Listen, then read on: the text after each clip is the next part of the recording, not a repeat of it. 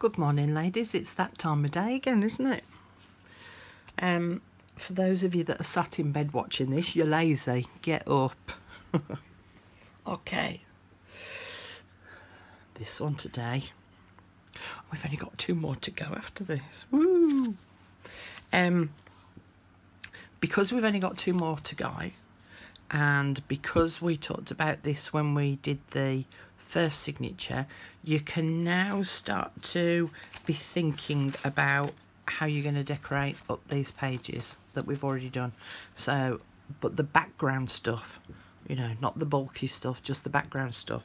So because none of these parts are glued in place, you can start to look at, do you want some stenciling down there, do you want lace on the edge of your page, blah blah blah, all the things that we discussed when we did the first signature.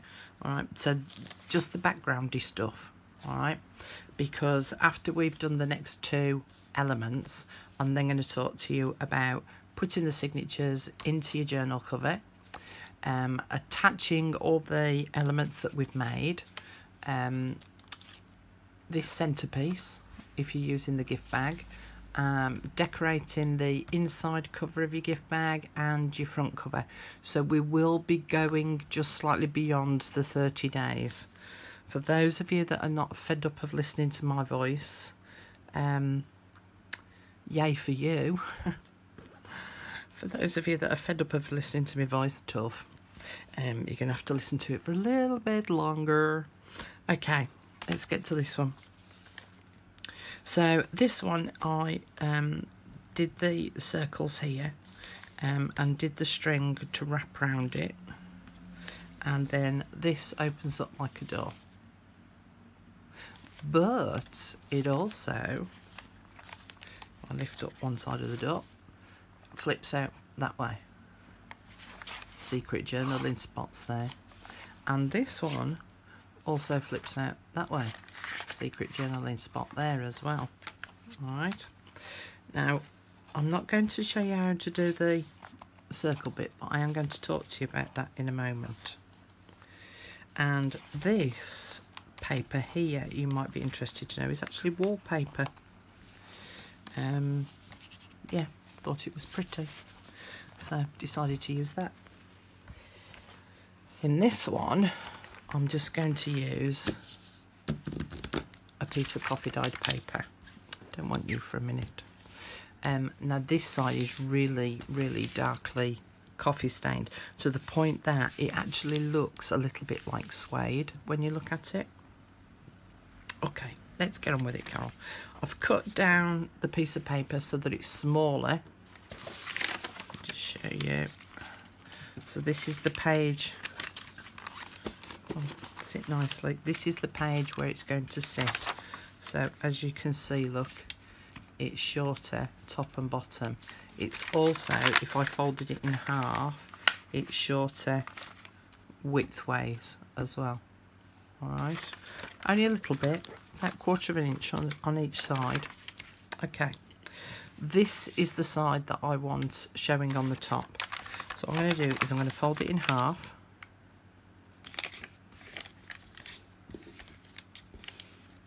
And then to make my doors, I would then fold this edge into that centre and this edge into that centre.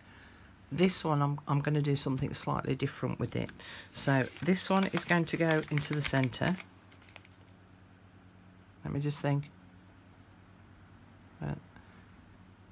No, sorry. This side is going to go into the centre.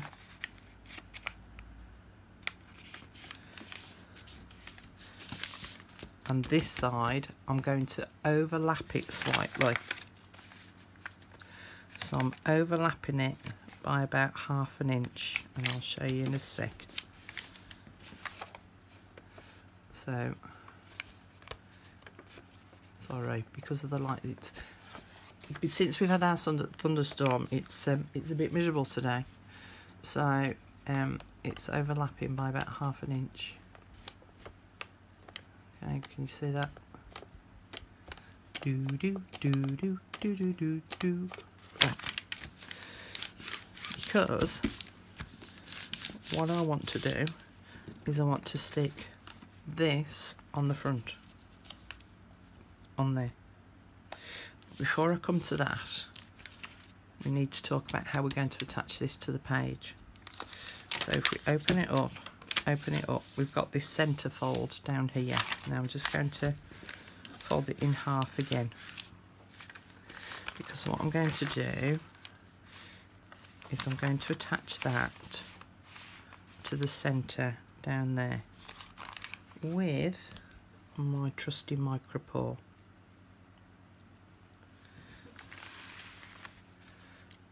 And I need to make sure that I've got it in the centre.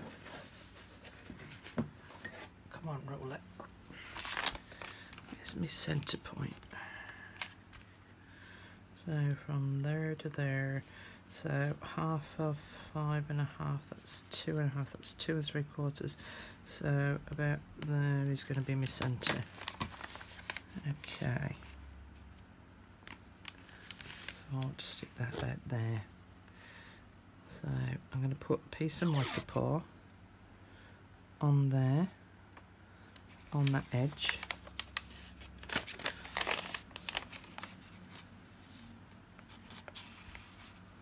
And cut it to the exact same length as my paper.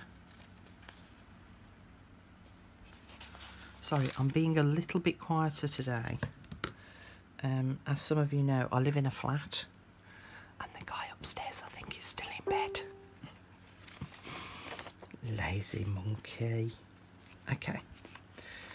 So that is going to stick about there. Now, just before I stick it down,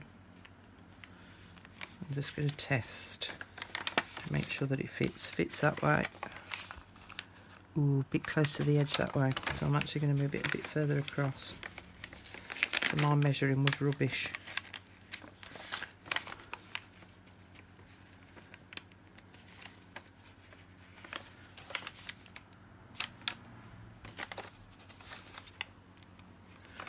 I've gone too far the other way now. Blooming typical. Okay. We'll get it right in a minute.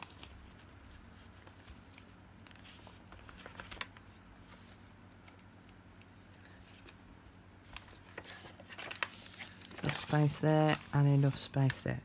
Look at that, look. Wonderful. Okay. So that's my page folded in half, and I've stuck it down with my micropore. Stuck it down with my micropore on that side. I'm now going to flip the two sides over, and I'm going to put micropore on that side. So the micropore is basically acting like a hinge.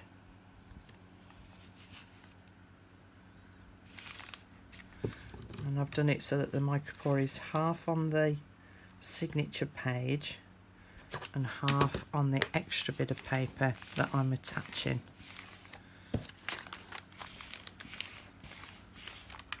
Okay, so that it swings on that page. Okay, enough swinging, Carol.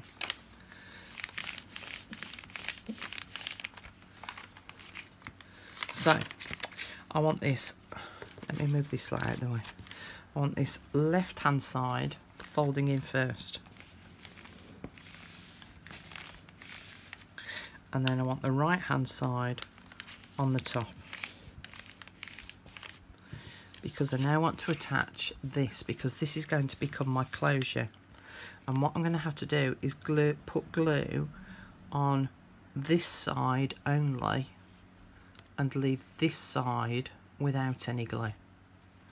And the side that I'm gluing, I'm going to stick to this part of the page here, but the non-glue side is going to overlap onto this bit here. So glue on the left hand side, so I'm doing about a third, probably slightly just more than a third of glue on there, and I'm using my PVA tacky glue for that. And there was someone who asked me what glues I use. So I'm in the UK, so it might be different for you, wherever you may be. But it's a white PVA glue. And in the UK it's called Tacky Glue from Hobbycraft. And the other glue that I use is Collal glue. And then I use the woohoooooo or all-purpose Bostik glue for something slightly stronger, and my glossy accents. So those are my glues. Now what I need to make sure of here is that this side is in contact with this side and that the glue is not touching that. So I'm going to have to eyeball it a bit.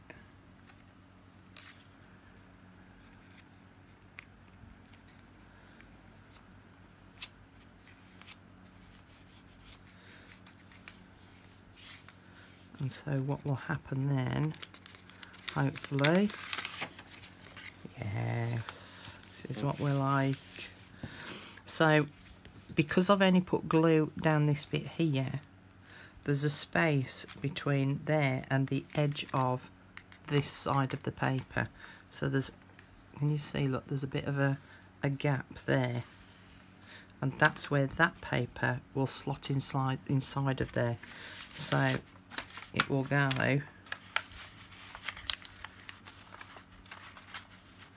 like that.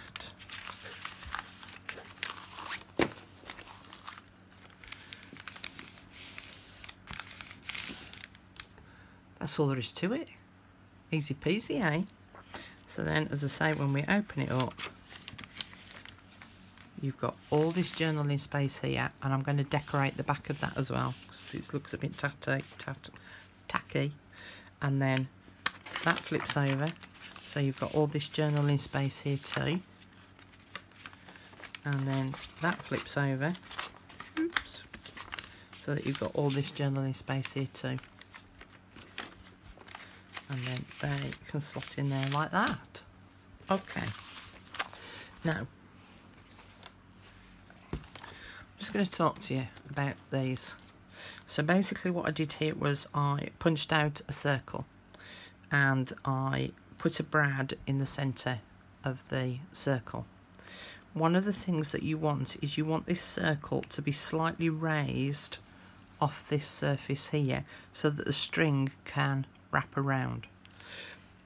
So for two reasons I did this. I attached some glossy accents to the back of the brad because the brad ends, that, you know, the little forks that you split out, they can be quite sharp. So I covered it with some glossy accents and I let that just dry, and I left them overnight. Then I attached some more glossy accents and stuck them to the page. So now you've got almost like 2 layers of glossy accents, so that it then creates the depth from the page itself to the top of the circle, because glossy accents forms like a 3D glue. You could use your glue gun as well, would do the same sort of thing. And it also means then as well that when you're wrapping your strings around, that it won't get caught on the back of the feet of the brad. You could of course stick 2 circles together, so that what you've got is you've got your top circle, put your brad through, stick another circle then on the back. But then you've got to be careful about that depth between the 2 circles. Then you get a thin ring, and I've used baker's twine here, and I just wrapped it around there and knotted it so that it's now secure around that end, and then wrapped a figure of 8 around my circles to act as the closure. Now you could use, so you see the flowers that I used on this page on the bottom of a band, so you could use a flower as an alternative, so you could stick 2 flowers there. But again, you just need to be careful that as you're wrapping your strings around, you're not going to catch it around the petals and rip them off. The other thing that you could use is buttons, and especially if you've got, I don't know whether you'll be able to see that, but it's sort of, it's misshaped on purpose So you could attach your button, and because it's slightly raised, your thread will wrap around there as well. So you could then stitch that to your page, and then on the inside, to cover over the stitching here where you've stitched it in place, you could stick on, oh there they are, ha. So I'd got these to stick on the insides, so then once that's stuck on the inside, you then won't see your stitching on the back. Right, I hope all of that makes sense. As I say, quite a quick easy one really. Piece of paper, fold it in half, fold the bits into the centre, overlap it if you're going to do what I did there, but otherwise just fold them into the centre, and Bob's your uncle, Fanny's your aunt, as they say up here in Yorkshire. Right, I'm off now. Got some other work to do. Can you hear that pinging? Yeah, that's my other work. Speak to you soon. Bye.